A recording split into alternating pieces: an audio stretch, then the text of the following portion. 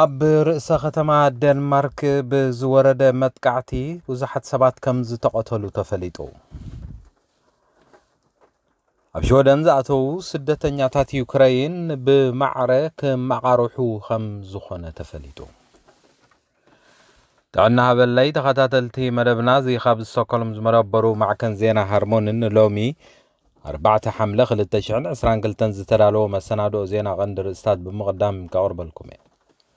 ኣብ ስቱድዮ ምስ ዘለዉ መሳርሕተይ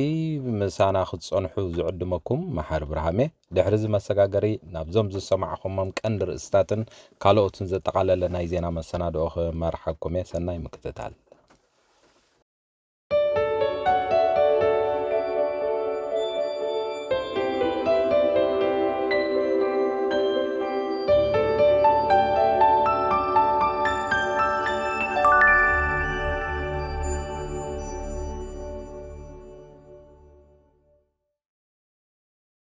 ኣብ ርእሰ ከተማ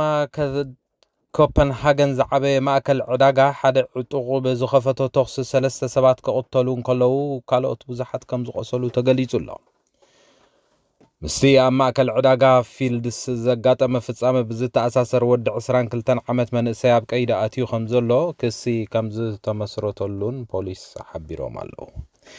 መንእሰይ ካብ ምንታይ ተበጊሱ ነቲ ተግባር ከም ዝፈጸሞ ገና ከም ዘይተፈልጠ ዝገለጸ ኣዛዚ ፖሊስ ሶረን ቶማስሶን ተግባር ግብረ ሽበራ ክኸውን ከም ዝኽእል ኣብ ዝሃቦ መግለጺ ኣፍሊጡ። መራሒት መንግስቲ መተ ፍሬድሪክሰን ብወገን ደንማርክ ጨቃን መጥቃዕቲ ኣጋጢሞዋ ድሕሪ ምባላ ዜጋታት ኣብ ዝኸቢድ እዋን ሓድሕዶም ክደጋገፉን ሓቢሮም ደው ክብሉን ከም ዘዘኻኸረት እቲ ማዕከን ኣረጋጊጹ። እቲ ደንማርካዊ ምዃኑ ዝተገልጸ ጥርጡር ኣብ ቀይዲ ዝኣተወሉ እዋን ብረትን ጠያይትን ሒዙ ምንባሩ ፖሊስ ከም ዝሓበረ ለሙሶኒ ኣብ ዳኛ ቀሪቡ ናይ ማእሰርትን ምርመራን ግዜን ክውሰነሉ ምዃኑ ሓቢሮም ኣለዉ። ካልኦት ውልቀ ሰባት ኣብቲ መጥቃዕቲ ምስታፎም ዘርኢ ዝኾነ ምልክታት ከም ዘይረኸበ ዝገለጸ ፖሊስ ደንማርክ ወነንቲ ድኳናትን ካብ ናይ ጸጥታ ካሜራ ንዝረኸብዎ ምስልታት ክዕቅቦ ተማሕጺኖም። እቲ ኣብ ወሰናስር ርእሰ ከተማ ኮፐንሃገን ዝተደኮነ ፊልድስ ልዕሊ 140 ድኳናት ኣብያተ መግብን ዝሓዘ ማእከል ዕዳጋ ከም ዝኾነ ይፍለጥ። ድምፂ ተኽሲ ምስ ተሰምዐ ኣብ ዓደግቲን ኣብቲ ከባቢ ዝነበሩ ሰባት ዝተረኣየ ራዕዲ ዓብዪ ከም ዝኾነ መሰኻኽሪ ዓይኒ ምርኩስ ብምግባር ዝወፀ ሓበሬታ ኣረጋጊጹ ኣሎ። ስደተኛታት ዩክሬን ብማዕረ ክመቓርሑ ዝብል ሓድሽ ሕጊ ካብ ሎሚ ትሒዙ ኣብ ትግባር ክውዕል ምዃኑን ገለ ስደተኛታት ዩክሬን ክጉዕዙ ከም ዝኽእሉን ተገሊጹ ኣሎ። ኣብ ኣብያተ ክርስቲያናት ሾደን ኣዋሃዲት ስደተኛታት ሊና ኣንደርሾን ኣብ ሃላንድ ደቡብ ሾደን ዝርከብ መደብ ሬድዮ ኣብ ዝሃበቶ ሓበሬታ ምስ ስደተኛታት ዩክሬን መዓልታዊ ከም እትራኸብን እቶም ስደተኛታት ተሸቒሎም ከም ዘለውን ምስተውዓላ ኣመልኪታ ኣላ። እዚ ሓድሽ ሕጊ እዚ ግን ኣብ ናይ ብሕቲ መንበሪ ንዘለዉ ስደተኛታት ከም ዘይገዝኦም ክትብል ወሲኻ ከም ዝገለጸት ተፈሊጡ ኣሎ። እዚ ከምዚ ኢሉ እንከሎ ምዝብ ዝተኣሳሰር ዜና ሃገረ ሾደን ናብ ዩክሬን ተወሳኺ ኣጽዋር ክትልእኽ ምዃና መንግስቲ ብዝሓለፈ ሐሙስ ከም ዘፍለጠን መሰረት እቲ ዝርዝር ሓገዝ ናይ ወተሃደራዊ ናውቲ 500 ሚልዮን ክሮነር ዝግመት ፓኬጅ ሓገዝ ኣጽዋር ከም ጸረ ታንኪ ሚሳይላት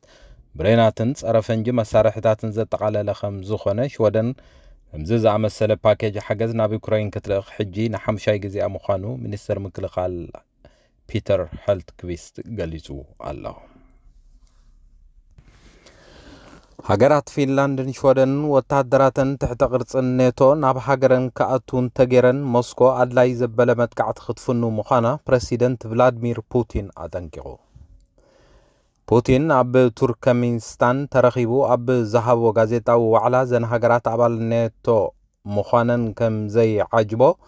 እንተኾነ ግን ሰራዊተን ንትሕተ ቅርጽን ኔቶ ናብ ግዝኣተን ብምእታው ኣብ ልዕሊ ሃገሩ ስጋኣት ጸጥታ ዝፈጥራ እንተኾይነን ንሕና እውን ዓጸፋ ብምምላስ ስጋኣት ጸጥታ ክንፈጥረለን ከም እንኽእል ክፈልጣ ክኽእል ኣለዎን ምባሉ ማዕከን ዜና ሲኤንኤን ጸብጺቡ ኣሎ።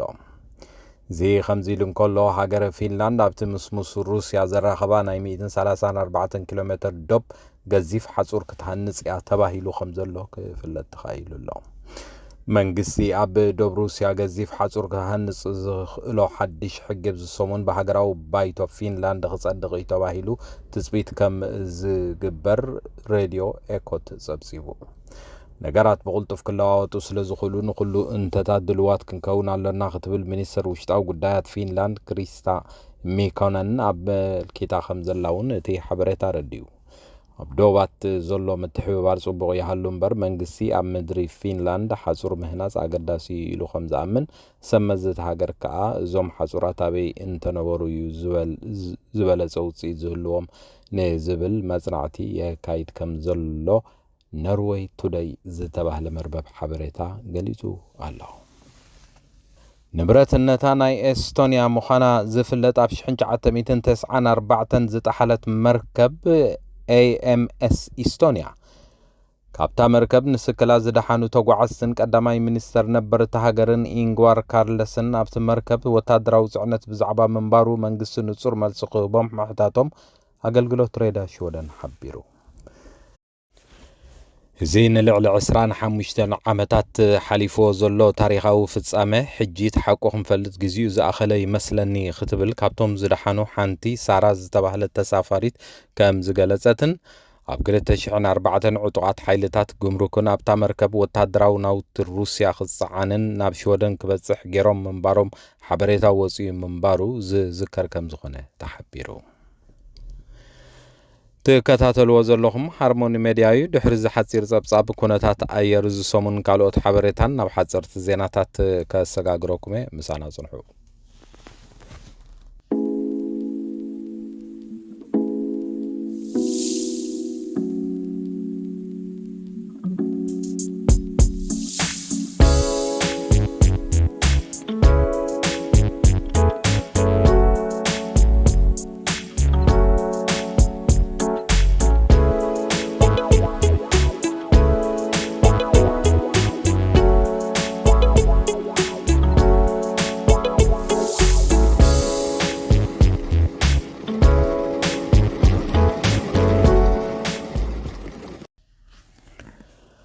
ሰራዊት ብሪጣንያ ዝጥቀመሎም ናይ ትዊተርን ዩቲዩብን ገጻት ብዘይ ተፈልጦ ኣካላት ከም ዝተሰርሰሩ ነዚ ስዒቡ ምርመራ ይካየድ ከም ዘሎን ተሓቢሩ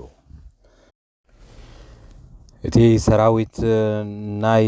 ዩቲዩብ ገጹ ብሰርሰርቲ ምስ ተጠቕዐ ስእሊ ቢልዮነር ዓለምና ኢለን መስክ ዝሓዙ ምልክታት ካረንሲ ወይ ከዓ ባጤራታት ከም ዝተረኣዩን ኣብ ትዊተር ከዓ ብብዝሒ ምስ ኤሌክትሮኒካዊ ወፍሪ ስራሕቲ ጥበብ NFT ዝተተሓሓዙ መልእኽትታት ተዘርጊሖምሉ ምንባሮም ተፈሊጡ ኣሎ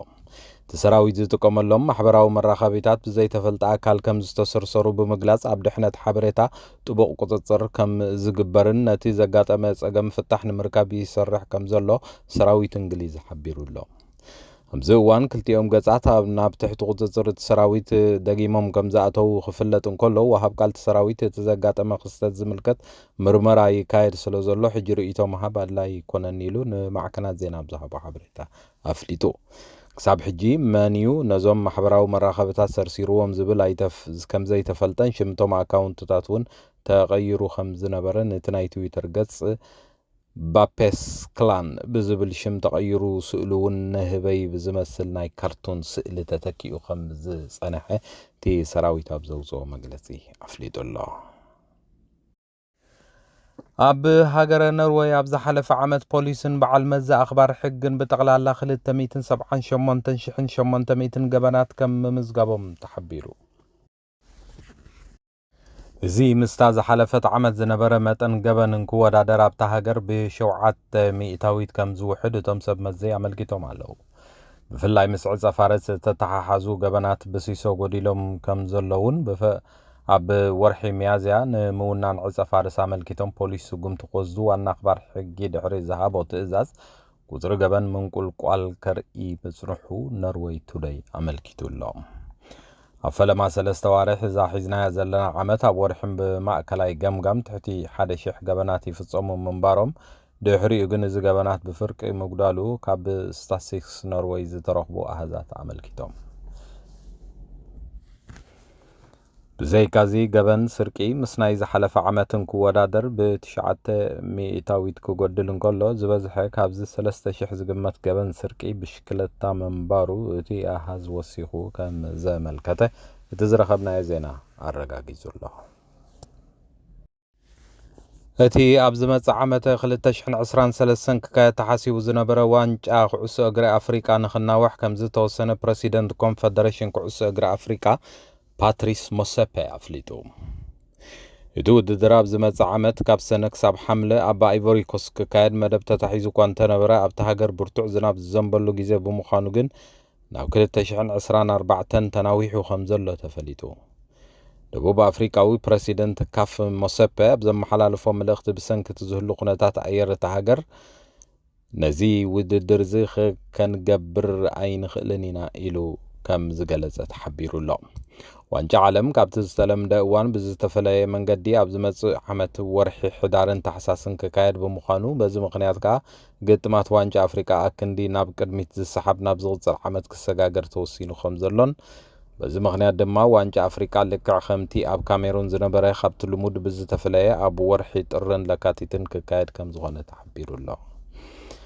ጋንታታት ኤውሮጳ ገና ኣብ ግጥማት እናሃለዋ ንዝካየድ ዋንጫ ኣፍሪቃ ተፃወትቲ ናብ ሃገሮም ክኸዱ ከፍቅዳ ኣብ ዝሕተታሉ እዋን ንዝፍጠር ዘይምርድዳእ ንምፍታሕ ብዝብል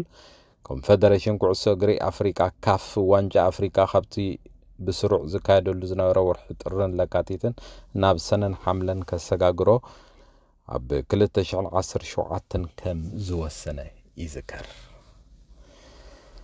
ዝኸበርኩም ተኸታተልቲ ሃርሞኒ ሚድያ ክሳብ ሕጂ ክትከታተልዎ ፀናሕኩም ንሎሚ ሶኒ ዝተዳለወ ናይ ዜና መሰናዶና ነይሩ። ረቡዕ ብተመሳሳሊ ናይ ዜና መሰናዶ ስጋብ ንራኸብ። ንሎሚ በዚ ወዲእ ኣለኹ። ሰላም ተሓናምስዩ። ሃርሞኒ ሚድያ ዕለተ ልደት፣ መርዓ፣ መመረቕታን ካልኦት ኣገደስቲ ዝኾኑ ናይ ፈተውትኹምን መቕረብትኹምን ምድላዋት ናይ እንቋዕ ሓጎሰኩምን እንቋዕ ኣብቅዓኩምን መልእኽትታት ንምምሕልላፍ ዘኽእለኩም መደብ ጀሚርና ከም ዘለና በዚ ኣጋጣሚ እዚ ንኹልኹም ተኸታተልቲ ሃርሞኒ ሚድያ ንሕብር። ንኹልኹም ፈተውትኹምን መቕረብትኹምን እንቋዕ ኣብቅዓኩም ንምባል ኣብ ትደልይሉ እዋን ሃርሞኒ ሚድያ ዕድል ከፊትልኩም ስለ ዘሎ ተጠቀምሉ።